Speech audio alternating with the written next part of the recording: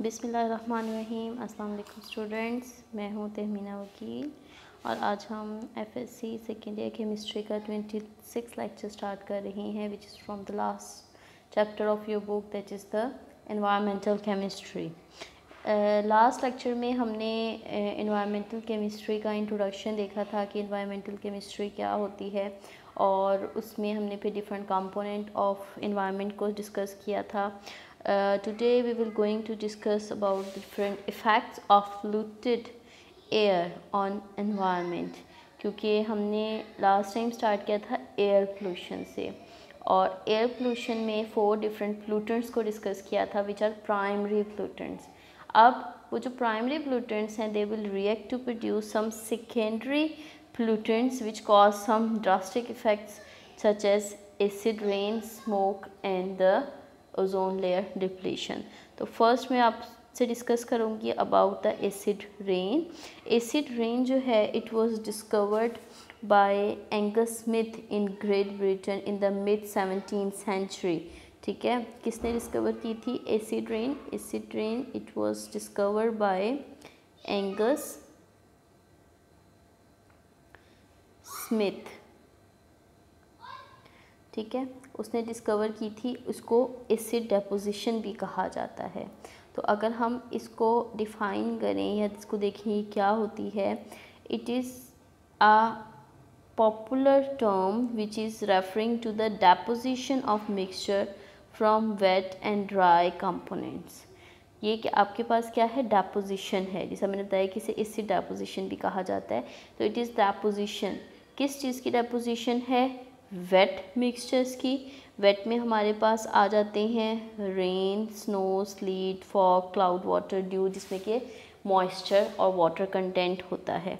जबकि आपके पास जो ड्राई कंपोनेंट्स हैं इसमें हमारे पास आ जाते हैं acidifying particles and different gases. तो अगर हम इस हिसाब से एसिड रेन को देखें तो it is a type of precipitation that is usually acidic in nature. Precipitation है, एसिडिक इन नेचर है। एसिडिक इन नेचर का मतलब क्या है कि इसकी पीएच, जो रेन वाटर होगा इसकी वजह से उसकी पीएच कम होगी। क्यों कम होगी? Due to increase in hydrogen ion concentration. तो क्या होगा आपके पास के पीएच इट गोज डिक्रीजेज और जो आपके पास हाइड्रोजन आयन कंसंट्रेशन है वो इंक्रीज़ कर जाएगी। तो ये आपके पास स्टार्ट है एसिड रेन का and it is simply the deposition. तो अगर हम देखें तो नॉर्मल रेन वाटर जो है वो स्लाइटली एसिडिक हो जाता है due to the presence of carbon dioxide present in atmosphere. जब अब ये देखिए आपके पास रिएक्शन है कार्बन डाइऑक्साइड और वाटर का टू फॉर्म कार्बोनिक एसिड। ये नॉर्मल एसिडिटी है वाटर की, ठीक, रेन वाटर की विच इज़ 5.6। अब क्या होता है, डिफरेंट पोल्यूटेंट्स, कौन से पोल्यूटेंट्स हैं आपके पास? सल्फ़र डाइऑक्साइड, नाइट्रोजन डाइऑक्साइड, ये हवा में मौजूद रहते हैं। ये जो ऑक्साइड्स हैं ये भी वाटर के साथ रिएक्ट करेंगे और डिफरेंट एसिड्स प्रोड्यूस करेंगे like sulphuric acid, nitric acid, जिसकी वजह से जो इसकी पीएच है इट डिक्रीजेस टू 5.6 टू 2.4। और जब इस किस्म की रेन होगी उसे हम कहेंगे एसिड रेन। अब ये होती किस वजह से है? How is it caused? क्या वजह है जिसकी वजह से एसिड रेन प्रोड्यूस्ड होती है? It is caused by the emission of sulphur dioxide. जैसे मैंने अभी बताया कि सल्फ़र और नाइट्रोजन के ऑक्साइड्स हैं। So sulfur dioxide and nitrogen oxide which reacts with water molecule in the atmosphere to produce acid। अब जो नाइट्रोजन ऑक्साइड्स हैं ये नेचुरली भी प्रोड्यूस्ड होते हैं ड्यू टू लाइटनिंग स्ट्राइक्स, और सल्फर डाइऑक्साइड भी नेचुरली प्रोड्यूस्ड होते हैं बाय वोल्केनिक इरप्शन। अब ये नेचुरल भी है लेकिन ड्यू टू मैन एक्टिविटीज़ भी है, जिसकी वजह से क्या होता है कि डिफरेंट जो स्ट्रक्चर्स हैं उनको नुकसान पहुंचता है। अब हम इसकी बात करें अगर कि इसमें कौन से केमिकल प्रोसेसेस इन्वॉल्व हैं, तो इसमें जैसे मैंने बताया 2 मेन एसिड्स प्रोड्यूस्ड होते हैं, जिससे इसकी पीएच जो है वो 5.6 से 2.4 पे आ जाती है, that is sulphuric acid and the nitric acid. ये 2 एसिड हैं। अब अगर हम सल्फ्यूरिक एसिड का देखें तो जो सल्फ़र है वो ऑक्सीजन के साथ रिएक्ट करके सल्फ़र डाइऑक्साइड बनाएगी। अब ये सल्फ़र कौन सी है, जो कि कोल की फॉर्म में, पेट्रोलियम की फॉर्म में एज एन इम्प्योरिटी मौजूद है, और जब उसकी कंबशन होती है तो वो सल्फ़र डाइऑक्साइड प्रोड्यूस करती है। सल्फ़र डाइऑक्साइड जो है वो हमारे पास यहाँ पे प्राइमरी पोल्यूटेंट है, ठीक है, ये डायरेक्टली एयर में रिलीज्ड होता है। फिर ये सल्फ़र डाइऑक्साइड रिएक्ट करेगा रेन वाटर के साथ टू प्रोड्यूस सल्फ्यूरिक एसिड। अगर हम नाइट्रिक एसिड देखें तो नाइट्रिक एसिड में क्या है कि nitrogen oxide which is produced by the reaction of nitrogen and oxygen in air by the striking of light, तो ये नाइट्रोजन ऑक्साइड प्रोड्यूस करेगा which reacts with ozone to form nitrogen dioxide. वो nitrogen dioxide further react करेगा ozone के साथ to produce nitrogen trioxide, और ये nitrogen dioxide और ट्राइऑक्साइड दोनों आपस में रिएक्ट करके नाइट्रोजन पेंटऑक्साइड बनाते हैं, which in turns reacts with water to form a nitric acid. तो अल्टीमेटली आपके पास ये 2 ऑक्साइड्स हैं, नाइट्रोजन ऑक्साइड और सल्फ़र ऑक्साइड, जो कि एसिड रेन कॉज करती हैं। अगर हम यहाँ पे इस पिक्चर में देखें तो हमें पता चलेगा कि ये देखिए, ये आपके पास फैक्ट्री है, इंडस्ट्री है, ये नॉक्सिस और सॉक्सिस प्रोड्यूस कर रहे हैं, और पानी जो है वो through water cycle it will be converted into clouds. Cloud में जो पानी है वो इन दोनों गैसेस के साथ रिएक्ट करेगा and it will come down in the form of acid rain due to the incorporation of these 2 acids, that is nitric acid and sulphuric acid, जो कि ट्रीज़ को किल करेंगे, वाटर की एसिडिटी बढ़ाएंगे, सॉइल की एसिडिटी बढ़ाएंगे। इसके डिफरेंट कॉजेज इफ़ेक्ट्स हैं। तो क्या क्या इफ़ेक्ट्स हैं इसके? इसमें आपके पास फर्स्ट आ जाता है acid rain, it damages the leaves of the plants and trees and retard the growth of the forest. जाहिर है ग्रोथ के लिए एक ख़ास पीएच ज़रूरी है, और जब पीएच डिक्रीज़ हो जाएगी तो ग्रोथ मुतासिर होगी। इसके अलावा जब ज़मीन की एसिडिटी बढ़ जाती है तो जो न्यूट्रिएंट्स हैं सॉइल से वो लीच आउट हो जाते हैं और वो सॉइल में नहीं रहते। फिर significant reduction of fish population. ज़ाहिर है जब एसिड रेन होगी तो पानी के अंदर भी वही एसिडिक वाटर जाएगा, जिसकी वजह से उसकी पीएच डिक्रीज़ कर जाएगी और जो फ़िश पॉपुलेशन है उस पर बहुत ही बुरा असर पड़ेगा। फिर चूँकि रेन वाटर है तो वो बिल्डिंग्स पे भी आएगा, डिफरेंट स्ट्रक्चर्स पे भी आएगा, तो उसको भी वो डैमेज कॉज करेगा। फिर कोरोजन है हाउसेस की, मोनूमेंट्स की, स्टैचूज़ की, ब्रिजेस की। तो ये तो आपके पास था ट्रीज़ पे और स्टोन्स पे। अब अगर हम ह्यूमंस पे आते हैं तो जो ह्यूमंस का नर्वस सिस्टम है, रिस्पिरेटरी सिस्टम है, डाइजेस्टिव सिस्टम है, ये 3 सिस्टम जो हैं वो इफ़ेक्ट होते हैं। और प्लांट का अगर हम देखते हैं तो प्लांट की फोटोसिंथेसिस का प्रोसेस जो है, क्योंकि उसमें वाटर इन्वॉल्व है, वो डायरेक्टली इफ़ेक्ट होता है बाय द एसिड रेन। अब ह्यूमन हेल्थ में मैंने जैसे बताया कि नर्वस सिस्टम हो गया, रिस्पिरेटरी सिस्टम हो गया, डाइजेस्टिव सिस्टम हो गया, ये इफ़ेक्ट होते हैं। तो उसकी वजह से क्या होता है, डिफरेंट रिस्पिरेटरी प्रॉब्लम्स आती हैं, like asthma, dry cough, headache, throat irritations, ठीक है, गले में दर्द होगा, सर में दर्द होगा, खुश खांसी आएगी, आँखों में इरिटेशन होगी, आई इरिटेशन। इसके अलावा चूँकि सॉइल से मैंने जैसे बताया कि टॉक्सिन्स जो हैं वो लीच आउट कर जाती हैं और प्लांट उसे एब्जॉर्ब करते हैं, तो प्लांट्स और एनिमल्स जो उस पानी को कंज्यूम करेंगे वो टॉक्सिक मटेरियल उन प्लांट्स और एनिमल की बॉडी का हिस्सा बन जाएगा। और जब हम उस टॉक्सिक मटेरियल को जो कि उन प्लांट और एनिमल का हिस्सा है उसे खाएंगे तो वो हमारे डाइजेस्टिव सिस्टम में जाके प्रॉब्लम क्रिएट करेगा। इसी तरह से वो जो टॉक्सिक सब्सटेंसेस प्रोड्यूस्ड हुए हैं और जो हमारी बॉडी में एंटर हो गई हैं वो ब्रेन डैमेज कर सकते हैं, किडनी प्रॉब्लम कॉज कर सकते हैं। अल्जाइमर डिज़ीज़ होती है जिसमें इंसान भूलने लग जाता है, मतलब यंग एज में भी, थोड़ी अर्लियर एज में भी। और ये क्यों होता है, which is due to the eating of toxic animal और plants.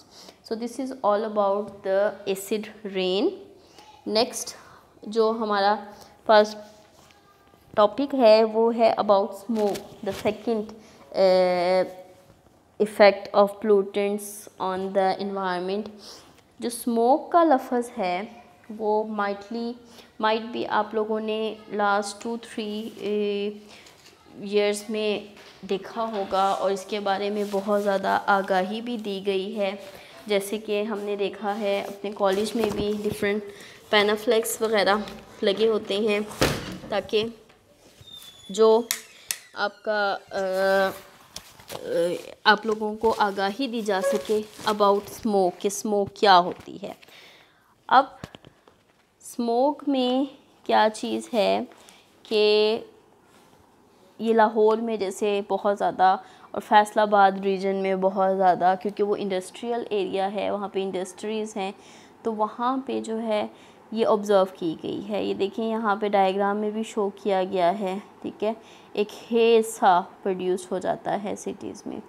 तो ये एक्चुअली दो चीज़ों का कॉम्बिनेशन है, that is the combination of smoke and fog, मतलब धुआं और धुंध। तो ये टाइप है लार्ज स्केल आउटडोर पोल्यूशन की, जिसमें कि तकरीबन पूरा का पूरा शहर जो है वो एक गर्दो गुबार की लपेट में आ जाता है। इसके आगे फर्दर 2 टाइप्स आ जाती हैं। एक आ जाती है ऑक्सीडाइजिंग या फोटोकेमिकल स्मोक, जिसमें कि जो ज़्यादातर फोटोकेमिकल और कोल इंड्यूस्ड होती है, ठीक है। दूसरी हमारे पास आ जाती है रिड्यूसिंग स्मोक, या जिसे कि हम कॉमन नेचुरल स्मोक भी कहते हैं। Photochemical, it is a mixture of pollutant which include nitrogen oxides वगैरह, ज़्यादातर जो कोल वगैरह से आते हैं, ठीक है। तो स्मोक क्या है actually, it is a mixture of air pollutants and particulates that is sometimes found in the lower levels of the atmosphere. It can reach dangerous level in build-up areas. Smoke is more common in summer because hot weather act as catalyst in the formation of smoke components. क्योंकि smoke के लिए 2-3 चीज़ें ज़रूरी होती हैं, वो ये कि इसमें सनलाइट भी हो, मतलब गर्मी भी हो, क्योंकि जो डिफरेंट रिएक्शन होने होते हैं टू प्रोड्यूस सेकेंडरी पोल्यूटेंट्स जो स्मोक के अंदर परसिस्ट करते हैं और जिसकी वजह से डिफरेंट ब्रीथिंग प्रॉब्लम्स आती हैं, उसके लिए ये चीज़ें ज़रूरी होती हैं। अब इसके कॉजेज़ क्या हैं और उसके क्या इफ़ेक्ट्स हैं स्मोक के। कॉजेज़ में अगर हम देखें तो ज़्यादातर जो हैं, चूँकि ये नाइट्रोजन ऑक्साइड से हैं, तो volcanic eruptions which emits high level of sulphur dioxide, burning of fuel से नाइट्रोजन ऑक्साइड प्रोड्यूस होता है, pollution from vehicles and industries, manufacturing of chemicals, ये तमाम की तमाम है जिसकी वजह से डिफरेंट गैसेस प्रोड्यूस्ड होती हैं। स्पेशली आपके पास जो हैं वो सॉक्सेस, सल्फ़र के ऑक्साइड, और नॉक्सिस दैट इज़ नाइट्रोजन ऑक्साइड्स, ये प्रोड्यूस्ड होती हैं जो कि अल्टीमेटली रिएक्ट करते हैं वह different components in they produced the smoke. अब इससे होता क्या है, ये आप लोगों ने बहुत ज़्यादा देखा भी है, मैंने बताया ऐसे पैनाफ्लेक्स भी लगी हुई हैं सब कुछ। इससे आँखों में जलन होती है, गले में दर्द होता है, ब्रीथिंग प्रॉब्लम होता है, और अगर ज़्यादा देर के लिए एक्सपोजर हो तो इसकी वजह से कैंसर और इवन डेथ भी हो सकती है। इसमें जैसे मैंने बताया 2 टाइप की स्मोक है, एक ऑक्सीडाइजिंग और एक रिड्यूसिंग।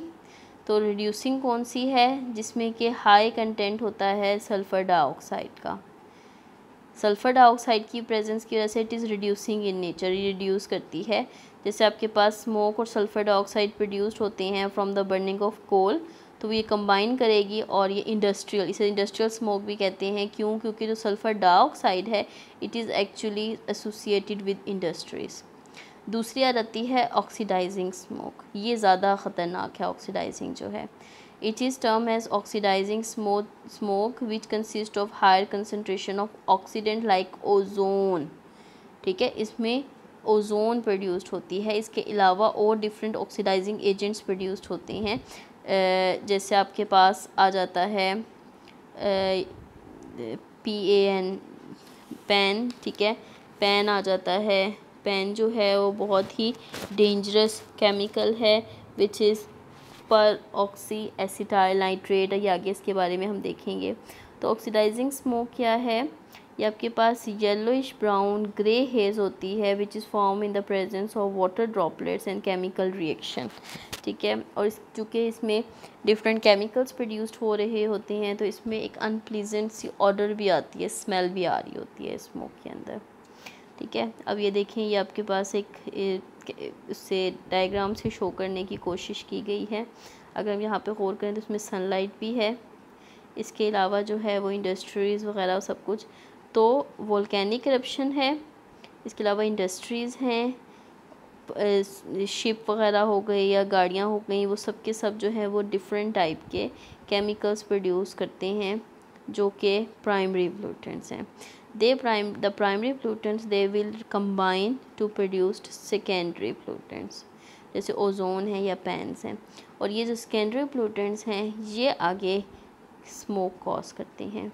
अब ये जो सेकेंडरी पोल्यूटेंट्स आपकी बात मैंने बताई कि प्राइमरी से सेकेंडरी वो कैसे प्रोड्यूस्ड होते हैं, उसमें डिफरेंट रिएक्शंस इन्वॉल्व है। जैसे यहाँ पे आप देखें कि नाइट्रोजन ऑक्साइड प्रोड्यूस्ड होता है by the combination of nitrogen and oxygen. आगे ये नाइट्रोजन ऑक्साइड रिएक्ट करेगा वाटर के साथ टू प्रोड्यूस नाइट्रोजन डाइऑक्साइड। फिर nitrogen dioxide reacts with water to produce nitric acid and nitrogen oxide regenerate हो जाएगा। मतलब ये चीज़ दोबारा से यहाँ पे आ सकती है। अब उसके बाद जो नाइट्रोजन डाइऑक्साइड है वो यूवी रेडिएशन की प्रेजेंस में ब्रेक करेगा और आपके पास ये रेडिकल्स प्रोड्यूस हो जाएंगे। ये जो रेडिकल है ये रिएक्ट करेगा ऑक्सीजन के साथ एंड इट फॉर्म ओजोन।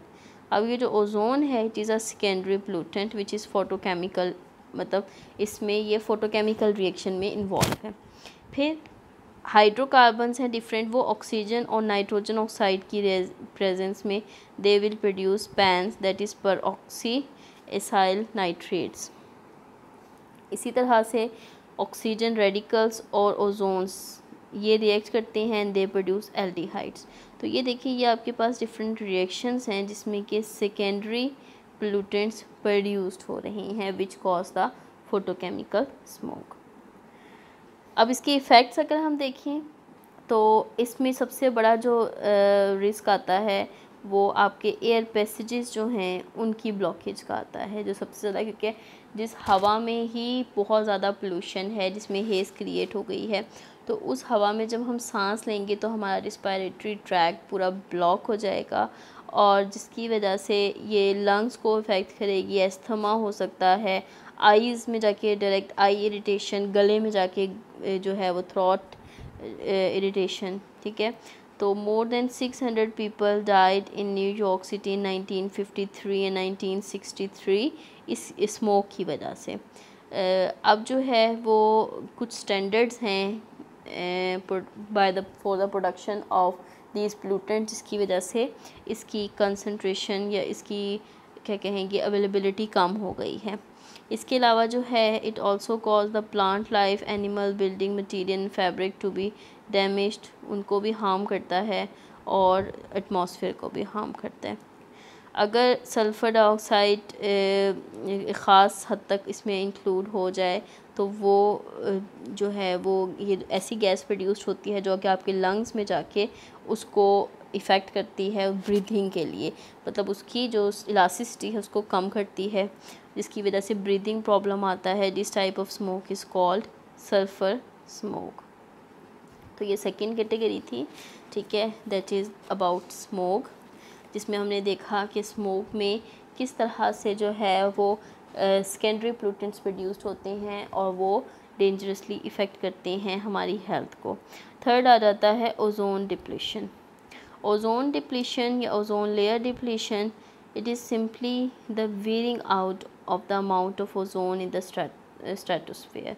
मतलब कि आप हमारी ज़मीन है, ज़मीन के ऊपर, जैसे मैंने जब आपको एटमॉस्फेयर पढ़ा रही थी तो मैंने आपको बताया था कि एटमॉस्फेयर के 4 पार्ट्स होते हैं, ट्रोपोस्फेयर, स्ट्रेटोस्फेयर, मीज़ोस्फेयर एंड थर्मोस्फेयर।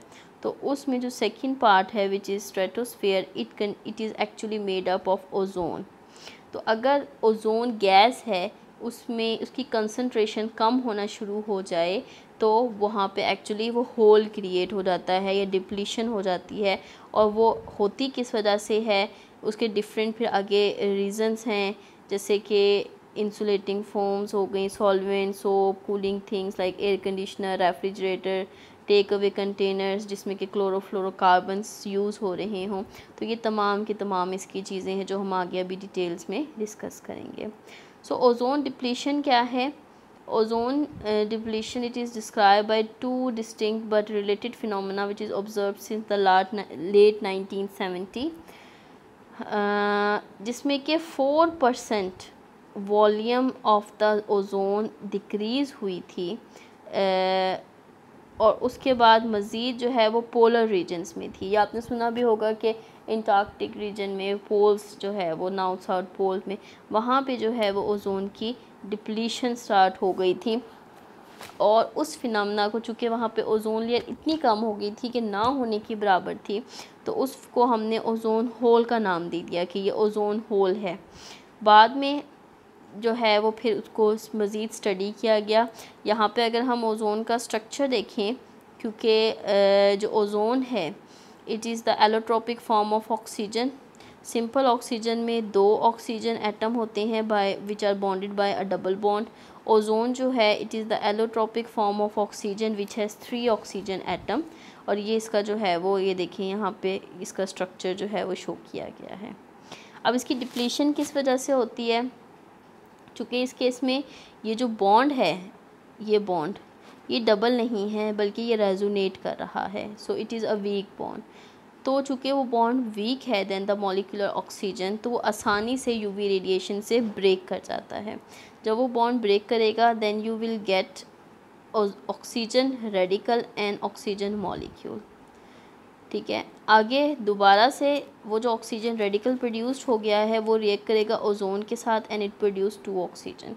तो क्या हो रहा है, ओज़ोन ख़त्म हो रही है और ओज़ोन किस में कन्वर्ट हो गई है, ultimately 2 oxygen, 2 ozone molecule they are converted into 3 oxygen. यानी कि इसको अगर मैं ओवरऑल लिखूँ तो 2O3 they are converted into 3O2। तो चूँकि कंसंट्रेशन कांस्टेंट है, अगर किसी तरीके से वो डिप्लीट हो रही है या कम हो रही है तो वो ओज़ोन डिप्लीशन के उसमें आएगा। अब ओज़ोन डिप्लीशन जैसे मैंने बताया क्यों हो रही है, it is due to the presence of some chemicals which are pollutants. वो केमिकल्स जो हैं वो जाते हैं जाके ओज़ोन के साथ रिएक्ट करते हैं, जिसकी वजह से ये प्रोसेस होता है। तो due to solar radiations that is UV rays, जो क्लोरोफ्लोरोकार्बन्स क्या होते हैं, ये आपके पास ये एक कार्बन है, कार्बन के ऊपर जो है वो क्लोरीन, कोई कहीं फ्लोरीन कहीं क्लोरीन, तो ये क्लोरोफ्लोरोकार्बन्स कहलाते हैं। ठीक है, या हाइड्रोजन क्लोरोफ्लोरोकार्बन्स, ये क्या होते हैं, ये ब्रेक करते हैं to form a chlorine radical. किस तरह से, अब ये देखें, ये क्लोरीन रेडिकल है, ये रिएक्ट कर रहा है ओज़ोन के साथ, इट फॉर्म ClO। ठीक है, ये एक ऑक्सीजन, ये एक्चुअली देखें यही रिएक्शन है कि ozone it reacts to form ozone radical plus oxygen. अब ये जो ओज़ोन रेडिकल है वो आगे रिएक्ट करेगा क्लोरीन के साथ टू फॉर्म ClO। एक्चुअली ये रिएक्शन है जो कि यहाँ पे कंबाइन करके लिखा गया है। नेक्स्ट ये ClO रिएक्ट करेगा ऑक्सीजन रेडिकल के साथ to form chlorine and oxygen. तो जो क्लोरीन यहाँ पे था वो क्लोरीन यहाँ पे दोबारा से रीजनरेट हो गया है और वो दोबारा इस्तेमाल होता जाएगा। तो इस तरह से एक अगर रेडिकल जो है वो इंटर हो जाता है इन द साइकिल, तो वो 100 ईयर्स तक बार बार उस ओज़ोन को ख़त्म करने में इस्तेमाल होता है। ये देखिए यहाँ पे आपके पास शो हुआ है कि ये फैक्ट्रीज़ हैं और होम हैं जो क्लोरोफ्लोरोकार्बन प्रोड्यूस कर रही हैं। आगे सनलाइट की प्रेजेंस में जाके इसकी ब्रेक डाउन हो रही है, वो आगे रिएक्ट कर रहा है ओज़ोन के साथ और ओज़ोन को कन्वर्ट करवा रहा है ऑक्सीजन। ठीक है, ये देखें, ये 2 ओज़ोन मॉलिक्यूल हैं, they are converted into 3 oxygen, जो स्टार्ट में मैंने आपको बताया था। सो साइंटिस्ट जो हैं वो डिफरेंट मेथड्स के थ्रू उसकी कंसंट्रेशन फाइंड आउट करते हैं, और ये देखा गया कि ओजोन लेयर एक्चुअली क्या करता है कि इन जो अल्ट्रावायलेट रेडिएशन है उन्हें स्टॉप करता है ज़मीन पे आने से। तो यहाँ पे चूँकि होल क्रिएट हो गया है तो यहाँ से रेडिएशन ज़मीन तक पहुँच रही हैं, और ये देखा गया ये आर्कटिक रीजन था, अंटार्कटिका का, ठीक है। तो यहाँ पे हमने कहा कि it is this reason is the ozone layer depletion या ओजोन होल जिसे हमने कहा। अब ओजोन लेयर की इम्पोर्टेंस क्या है? ओजोन एक्चुअली कंसनट्रेटेड है in the lower stratosphere 15 to 30 kilometre above the earth surface, जिसको हम फिर ओजोन लेयर कहते हैं, जो ट्रोपोस्फेयर है उसके ऊपर। तो इसकी नॉर्मल अमाउंट है वो है तकरीबन 350 DU। DU क्या कहलाता है? Dobson unit. ये इसकी कंसंट्रेशन को फाइंड आउट करने की यूनिट है DU, ठीक है। DU is Dobson unit. तो डॉप्सन यूनिट में इसे मेजर किया जाता है विच इज़ 350 DU, मतलब नॉर्मल कंसंट्रेशन है। अगर इससे लो कंसंट्रेशन होगी तो वो डिप्लीशन स्टार्ट हो जाएगी। तो ओजोन डिफरेंट केमिकल रिएक्शन से प्रोड्यूस्ड होता है। इसका मैकेनिज़्म, इसका में एक्चुअली होता क्या है कि ये यूवी रेडिएशंस को एब्जॉर्ब करता है और उसको ज़मीन पे आने से रोकता है। ये यूवी रेडिएशन को एब्जॉर्ब करेगा and it will be converted into oxygen molecule. वो ऑक्सीजन दोबारा से ऑक्सीजन रेडिकल के साथ रिएक्ट करके ओजोन बनाएगा। तो जितनी ओजोन डिस्ट्रक्ट होगी या ख़त्म होगी उतनी ही ओजोन बन जाएगी। ये नेचुरल प्रोसेस है, ठीक है। लेकिन इसमें क्या होता है, और उस प्रोसेस के केस में यूवी लाइट यूज़ हो जाती है और वो ज़मीन तक नहीं पहुंचती। अब अगर ये ख़त्म हो जाएगी तो वो यूवी रेडिएशन डायरेक्ट ज़मीन तक पहुंचेगी, जिसकी वजह से डिफरेंट कॉजेज़ होंगे, डिफरेंट इफ़ेक्ट्स प्रोड्यूस्ड होंगे ओजोन लेयर डिप्लीशन के। फर्स्ट क्या है? It cause increase in UV radiation. अब चूँकि यूवी रेडिएशन फ़िल्टर नहीं हो रही, ओजोन उसके साथ रिएक्ट नहीं कर रही, उसे एब्जॉर्ब नहीं कर रही, जिसकी वजह से क्या होता है कि जो स्किन कैंसर है वो बढ़ता है, जो ज़्यादा इफ़ेक्ट करता है फेयर स्किन इंडिविजुअल्स को, which are a great risk than dark skin people, क्योंकि डार्क स्किन पीपल के स्किन में मेलानिन पिगमेंट ज़्यादा होता है जो प्रोटेक्ट करता है उनको यूवी रेडिएशन से, जबकि जो फेयर स्किन टोन वाले होते हैं वो ज़्यादा ससेप्टेबल होते हैं towards skin cancer due to increase in UV radiation concentration. Scientist ने ये प्रूव किया है कि अगर 1% डिप्लीशन हो जाती है इन ओजोन तो इसकी वजह से 5% इंक्रीज़ है स्किन कैंसर होने का। और जो डिप्लीशन रेट है ये 6% बढ़ गया था 1970 में, जिसकी वजह से number of cases of cancer बढ़ गए थे एकदम से। So UV radiation it also increase the number of cases of cataracts which affect people's vision. आँखों के मतलब आँखों की बिनाई चली जाती है, मोतिया हो जाता है। इसके अलावा immunity to disease has also been effect due to increase in UV radiation. UV radiation जो है वो डीएनए को इवन डैमेज करता है, और डीएनए की डैमेजिंग की वजह से डिफरेंट टाइप की म्यूटेशन और एबनॉर्मेलिटीज़ कॉज होती हैं। तो ये ओजोन लेयर डिप्लीशन के इफ़ेक्ट्स हैं। अब इसका जो एक ज़्यादा ख़ास इफ़ेक्ट है जो कि पूरी दुनिया को झेलना पड़ रहा है और उसके बारे में आपने बार बार सुना भी होगा, that is green house effect. Green house effect क्या होता है कि ये देखें, ये आपके पास जो है ये आपके पास क्या है, ओजोन लेयर है, ठीक है। अब जो ग्रीन हाउस गैसेस हैं, नॉर्मली क्या होता है कि रेडिएशंस जो हैं वो यहाँ से आके ऊपर चली जाती हैं, ठीक है। अब जो गैसेस हैं वो क्या करती हैं, वो इन जो ज़मीन के अंदर की गर्माइश है उसको बाहर नहीं जाने देती, बल्कि उसको रिफ़्लेक्ट बैक कर देती हैं इन अर्थ, जिसकी वजह से जो गर्माइश है जो कि निकल जानी चाहिए थी वो ज़मीन के अंदर ही रह जाती है और ज़मीन का जो टेम्परेचर है वो बढ़ जाता है। आपने देखा होगा कि पिछले कई सालों में गर्मी ज़्यादा हो रही है, पहले इतनी गर्मी नहीं होती थी। तो इसमें यही है कि जो नेचुरल गैसेस हैं अर्थ एटमॉस्फेयर में वो अमाउंट ऑफ हीट एस्केपिंग को कम करती हैं, जिसकी वजह से जो इंफ्रारेड रेडिएशन है वो बढ़ जाती है। इंफ्रारेड रेडिएशन बढ़ेगी तो टेम्परेचर भी बढ़ेगा। हमारी जो अर्थ है उसका एवरेज टेम्परेचर है 15 डिग्री सेंटीग्रेड, ठीक है। लेकिन नॉर्मली देखिए क्या होता है कि ये जो है वो सीधा निकल जाती हैं जो ज़मीन से, पहले देखिए सन से रेडिएशंस आ रही हैं, कुछ रिफ़्लेक्ट हो जाती हैं, कुछ ज़मीन तक पहुंचती हैं। अब जो ज़मीन तक पहुंचेंगी वो दोबारा ज़मीन की सरफेस से रिफ़्लेक्ट हो जाएंगी।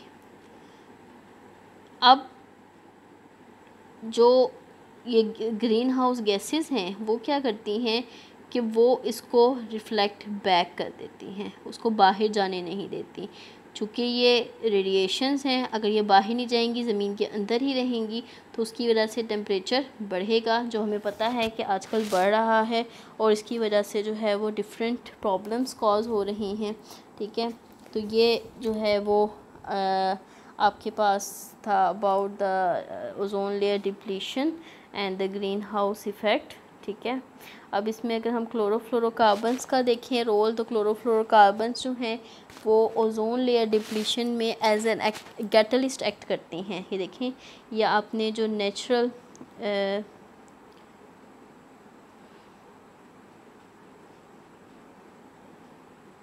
देखा था, ये जो प्रोसेस है, अब ये है आपके पास नेचुरल प्रोसेस, ठीक है।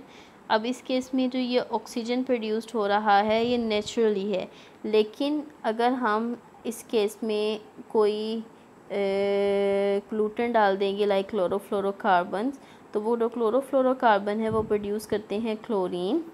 तो यहाँ पे आपके पास क्या होगा, वो क्लोरीन रेडिकल आ जाएगा। वो क्लोरीन रेडिकल यहाँ पे रिएक्ट करेगा and it will produce ClO,